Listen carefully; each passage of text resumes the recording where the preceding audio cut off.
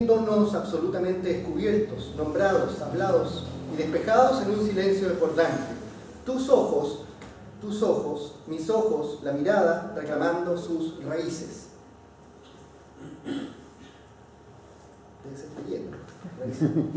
Ese es el espacio privilegiado en donde la estética, como la hermenéutica, entiende que la obra le dice algo a uno. Y ese decir es lo que implica el diálogo amorosamente, lo que está ahí hablándome y comprendiéndome. Este es el horizonte por el que el ejercicio estético es un hablar de nosotros mismos con la obra.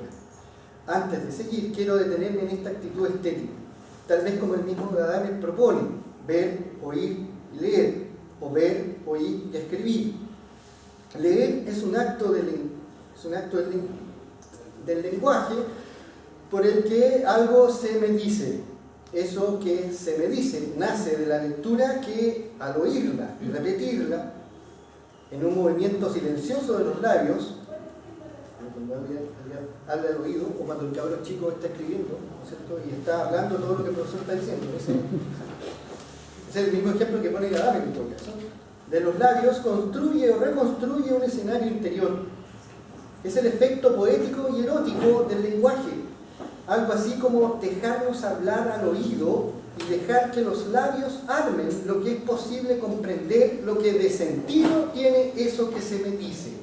Entonces el oído, los labios, leer toman a la memoria a fuerza de convenir en el entendimiento y no en la convención, sino en aquello que en un tú y en un yo pueden componer en un acto poético o erótico otro sentido de la vida misma, como si el oído y los labios fueran un cuerpo, como si el cuerpo permitiera, no sin una audaz fenomenología, simbolizar aquello que de los sentidos nace como sentido, aquello de como el placer se vuelca en eros a un horizonte enigmático pero deseado. Es en ese deseo en el que nace una conciencia decidida de exceder los límites de la convención por una libertad que está cargada de alegría, pues al estar en esa belleza, el eros se vuelve engendrador, vida. Oír, leer y escribir, como el oído en los labios y los labios en la escritura, como el nuevo sentido es el lento auscultar de esa novedad que lentamente nos conquista en insinuaciones a la memoria de lo que de nuevo puede escribir un cuerpo. Si el cuerpo es el que simboliza, entonces es en un cuerpo donde acontece la historia, y en ese acontecer es como un cuerpo también es una obra de arte, algo que nos dice, nos habla de otro modo que ser, es decir, desprendidos ya de nosotros mismos. Sin pretensión alguna de poner de manifiesto algunos nudos críticos que desde la estética es posible mencionar en nuestra cultura contemporánea, la crisis en la que podamos describir está en el logos. No hablamos lo que hablamos no comunica, lo que decimos no entra, el logos se nos volvió instrumental, racionalidad, técnica, científica, ley. Las distancias que provoca esta racionalidad, este logos olvidado de sí mismo, violentan al silencio del eros. Tal vez la crisis está en el eros, pues sin lenguaje no engendramos, sin amor, la primacía discursiva nubla el querer y lo evade con trabajo. La delicadeza de amar, de abrazar, de besar, de acoger, de comprender, se subliman en el cumplimiento de la ley o del contrato o de la institucionalidad.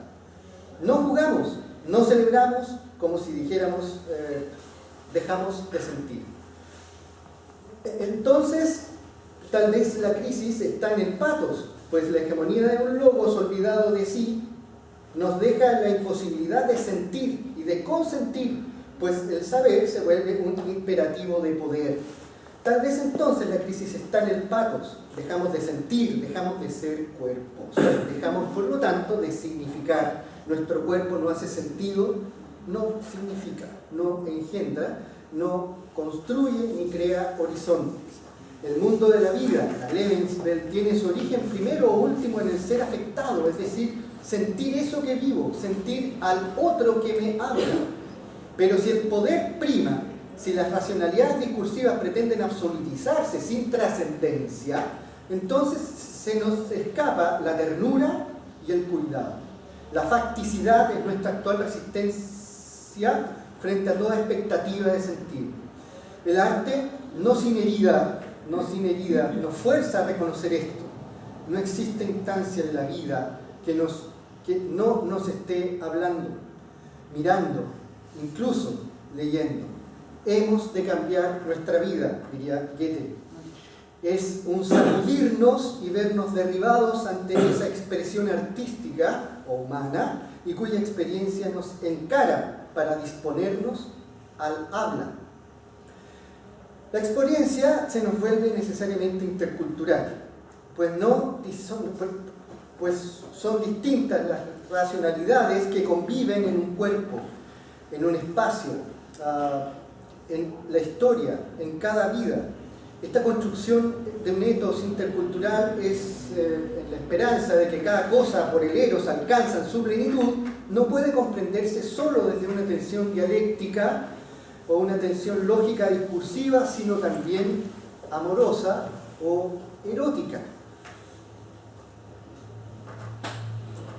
¿Tenéis la escultura? Hay una escultura, y en esto... Sí, ya, en esto voy a rápidamente, solo para poder anunciarles. Yo agradezco acá a dos profesores que hay acá que me ayudaron a encontrar esta escultura. Es una escultura de José Miguel Blanco. Es un escultor de fines del siglo XIX, inicios del XX. Esta escultura es del 16. Quien ha hecho una reflexión muy profunda sobre esta escultura, que además goza de no ser estudiada, ¿ya? O sea, goza de su silencio y por eso brilla, digamos, hoy día en esta reflexión tanto amorosa, tanto erótica. La escultura se llama Bartolomé Las Casas, amamantado por una india. Voy a sintetizar. Lo que hay ahí dentro de las unidades discursivas, semióticamente hablando, o si quieren hermenéuticamente hablando, ¿no es cierto? No es un amamantamiento, ese es un beso. Lo que hay ahí es un beso. Solamente traigo a colación al poeta ¿qué escribe sobre la Casanova?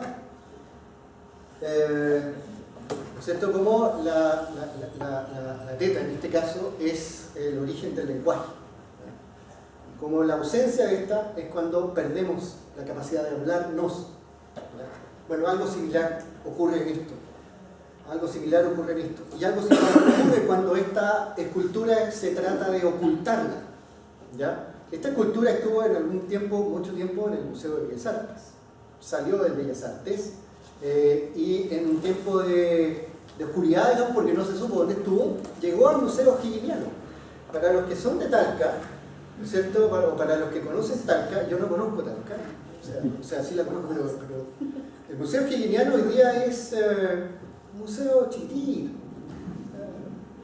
y esto está en un rincón, esta escultura está en un rincón, no se ve. El que quiere ir a buscar a Bartolomé Las Casas, que ya es una unidad discursiva potente, pero todos sabemos que aquí hay, ¿no es cierto?, que sabemos quién es Bartolomé Las Casas, ¿no es cierto? Sabemos cómo está deshecho, ¿no es cierto? Exacto, deshecho por una india. ¿Me queda un minuto? ¿Vale? Solo termino con eso. En esto quiero destacar que las reflexiones, y eso lo que estaba diciendo, las reflexiones del profesor Maximiliano Salinas en esto son tremendamente fuertes y poderosas, digamos, para los que se dedican al tema de interculturalidad desde la mirada latinoamericana. Como finalización, dice Colofón, si se trata de la posibilidad de habitar un etos, este puede ser pensado, sentido, experienciado desde una dinámica del eros. Si se trata de escuchar, leer, hablar y escribir lo que una obra de arte nos dice, entonces es el mismo cuerpo el que por vivencia nos sitúa. El cuerpo es el organizador de nuestros significados, es el significador de nuestros sentidos y de nuestro estar.